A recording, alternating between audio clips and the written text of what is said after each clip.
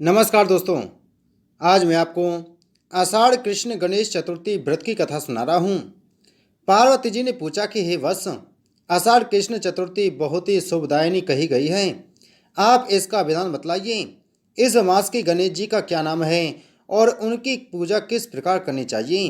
गणेश जी ने उत्तर दिया कि हे माता, पूर्व काल में इसी प्रश्न को युधिष्ठिर ने पूछा था और उन्हें भगवान कृष्ण ने जो उत्तर दिया था मैं उसको बतला रहा हूँ, आप सुनिए। श्री कृष्ण ने कहा कि हे राजन, गणेश जी की प्रीति कारक विघ्न नाशक पुराण इतिहास में वर्णित कथा को कह रहा हूँ, आप सुनिए। हे कुंती पुत्र, आषाढ़ कृष्ण चतुर्थी के गणेश जी का नाम लंबोदर है। उनका पूजन एवं वर्णित विधि से करें। हे महाराज, द्वापर युग में महेशमती नगरी का महीजीत नामक राजा था। वह बड़ा ही पुण्यशील और प्रतापी राजा था। वह अपनी प्रजा का पालन पुत्र व्रत करता था, किंतु संतान विहीन होने के कारण उसे राजमहल का वैभव अच्छा नहीं लगता था।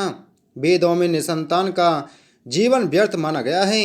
यदि संतानहीन व्यक्ति अपने पितरों को जल दान देता है तो उसके पितृगण उस जल को गर्म जल के रूप में ग्रहण करते हैं। इसी उपापोह में राजा का बहुत समय व्यतीत हो गया। उन्होंने पुत्र प्राप्ति के लिए बहुत से दान यज्ञ आदि कार्य किया, फिर भी राजा को पुत्रोत्पत्ति न हुई। जवानी ढल गई और बुढ़ापा आ गया, किंतु वंश वृद्धि नहीं हुई। तदंतर राजा ने विद्वान ब्राह्मणों और प्रजाजनों से इस संदर्भ में परामर्श किया। राजा ने कहा कि हे ब्राह्मणों तथा प्रजाजनों, हम तो संतानहीन हो गए। अब मेरी क्या गति होगी। मैंने जीवन में तो किंचित भी पाप कर्म नहीं किया। मैंने कभी अत्याचार द्वारा धन संग्रह नहीं किया।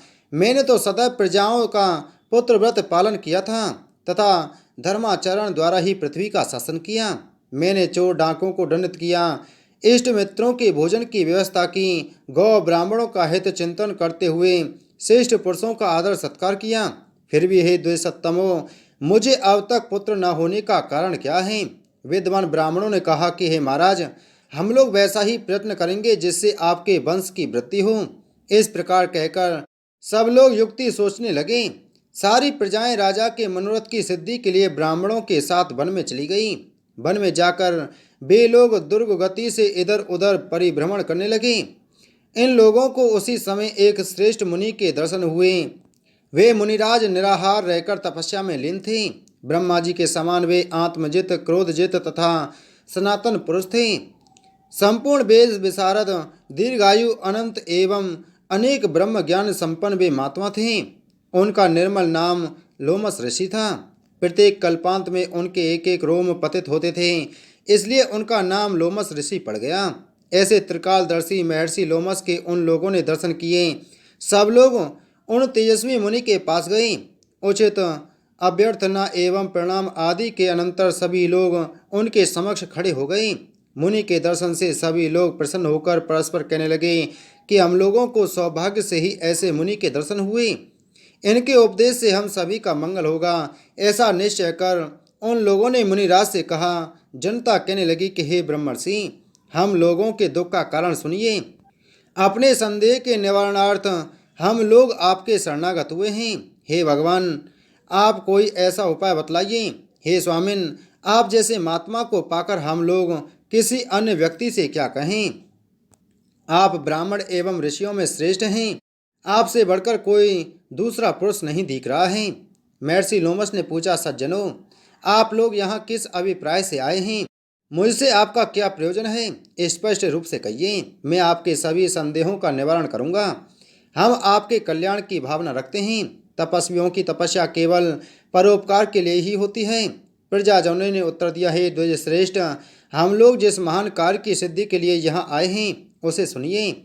हम महेशमती नगरी के निवासी हैं। हमारे राजा का नाम महीजीत है। वह राजा ब्राह्मणों का रक्षक, धर्मात्मा, दानवीर, सूरवीर एवं मधुरभाषी है। उस राजा ने हम लोगों का पालन पोषण किया है, परंतु ऐसे राजा को आज तक संतान की प्राप्ति नहीं हुई। हे भगवान, माता पिता तो केवल जन्मदाता ही होते हैं, किंतु राजा ही वास्तव में पोषक एवं संवर्धक होता है। उसी राजा के निमित्त हम लोग ऐसे गहन वन में आए हैं। हे महर्षि, आप कोई ऐसी युक्ति बताइए जिससे राजा को संतान की प्राप्ति हो, क्योंकि ऐसे गुणवान राजा को कोई पुत्र न हो, यह बड़े दुर्भाग्य की बात है। हम लोग परस्पर विचार विमर्श करके इस गंभीर वन में आए हैं। उनके सौभाग्य से ही यहाँ हम लोगों ने आपका दर्शन लाभ किया। हे मुनिवर, किस व्रत दान पूजन आदि कर्म का अनुष्ठान कराने से राजा को पुत्र होगा? आप कृपा करके हम सभी को बतलावें। प्रजाओं की बात सुनकर महर्षि ध्यानमग्न हो राजा के उपकार के लिए कहने लगे। महर्षि लोमस ने कहा, हे ब्राह्मणों, आप लोग ध्यान पूर्वक सुनो। मैं संकट नाशक व्रत को बतला रहा हूँ। यह व्रत निसंतान को संतानदायक एवं निर्धनों को धन दाता है। आषाढ़ कृष्ण चतुर्थी को एकदंत गजानन नामक गणेश जी की पूजा करें। पूर्वोक्त विधि से राजा व्रत करके श्रद्धा युक्त हो ब्राह्मण भोजन करावे और उन्हें वस्त्र दान करें। गणेश जी की पूजा से उन्हें अवश्य ही पुत्रोत्पत्ति होगी। महर्षि लोमस की यह बात सुनकर सभी लोग करबद्ध होकर उठ खड़े हुए। नतमस्तक होकर दंडवत प्रणाम करके सभी लोग नगर में लौट गए। वन में घटित सभी घटनाओं को प्रजाजनों ने राजा से बताया। पूर्वजनों की बात सुनकर सम्मानकारी विमल बुद्धिधारी राजा बहुत ही प्रसन्न हुए और उन्होंने श्रद्धा भक्ति से विधिवत गणेश चतुर्थी का व्रत करके ब्राह्मणों को भोजन वस्त्र आदि का दान दिया। रानी सुदक्षिणान के गर्भाधान संस्कार के अनंतर श्री गणेश जी की कृपा से राजा को सुंदर और सुलक्षण पुत्र प्राप्त हुआ। राजा ने संपूर्ण नगरवासियों को संतुष्ट करके पुत्रोत्सव मनाया। राजा महिजीत ने ब्राह्मणों को धन देकर तृप्त किया।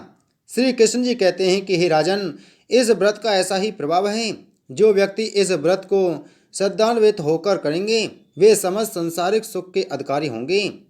श्री कृष्ण जी ने कहा कि हे महाराज, आप भी इस व्रत को विधि पूर्वक कीजिए। श्री गणेश जी की कृपा से आपकी सभी मनोकामनाएं पूर्ण होंगी। आपके संपूर्ण शत्रुओं का विनाश होगा और आप अचल राज्य के अधिकारी बनेंगे।